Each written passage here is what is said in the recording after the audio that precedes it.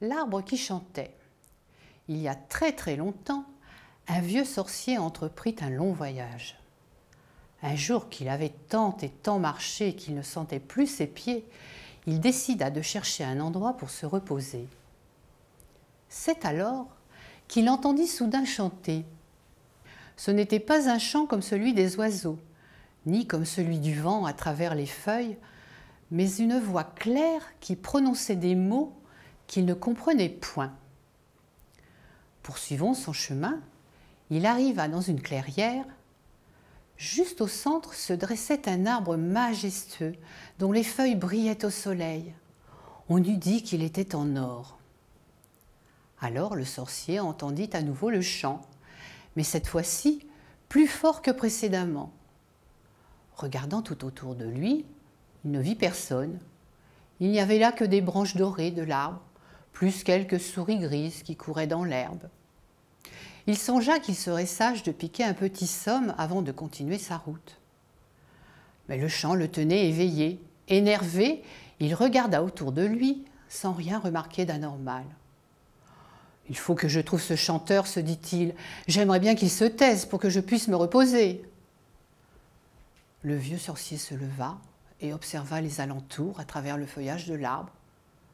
Ce faisant, il posa ses mains sur le tronc et sentit l'écorce vibrer.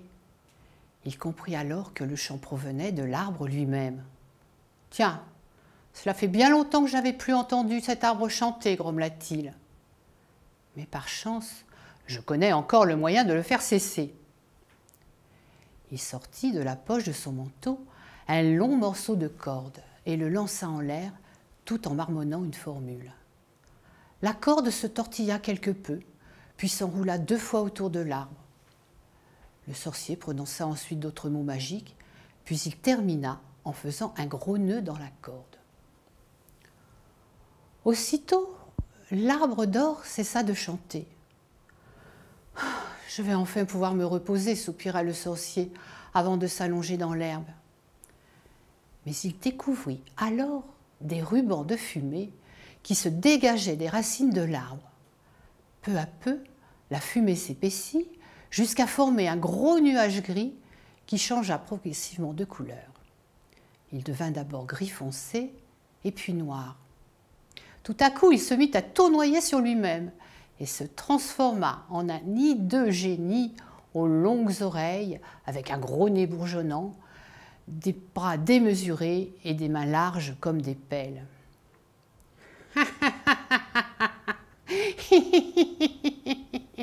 Ricana le génie. « Quel stupide sorcier tu es! Il y a des années, un de tes confrères m'a enfermé dans cet arbre. Mais maintenant que tu lui as cloué le bec, je suis libre et j'ai fort envie de te dévorer. » Ce disant, le génie se saisit le vieux sorcier par la barbe. Heureusement, ce dernier savait que les esprits des bois sont toujours idiots, et celui-là semblait encore plus bête que les autres. « Vas-tu me faire mijoter ou rôtir ?» demanda-t-il au génie. « Tu sais que les vieux sorciers ne se mangent pas crus, tu aurais des crampes d'estomac. » L'affreux génie réfléchit quelques instants. « Je vais faire un grand feu et t'attacher à une branche. Ensuite, je te ferai rôtir au-dessus des flammes, » déclara-t-il tout content. « Mais je vais m'enfuir pendant que tu allumeras le feu, » insinua le sorcier. « C'est vrai, » admit le génie. « Je vais... » « Pourquoi ne me ligotes-tu pas ?» suggéra le sorcier. « Ainsi, je serai incapable de fuir. »« Très bonne idée !» s'exclama le génie. « Mais à quoi donc vais-je t'attacher ?»« À cet arbre, bien sûr, » répondit le sorcier. « Utilise donc la corde que j'avais enroulée autour du tronc pour la faire taire. » Convaincu, l'esprit des bois alla détacher la corde. Il commença par défaire le nœud, tout comme le sorcier l'avait espéré. En effet, dès que la corde eut été dénouée, l'enchantement se trouva rompu. L'arbre se remit à chanter, et le génie de violet qu'il était vira au mot foncé.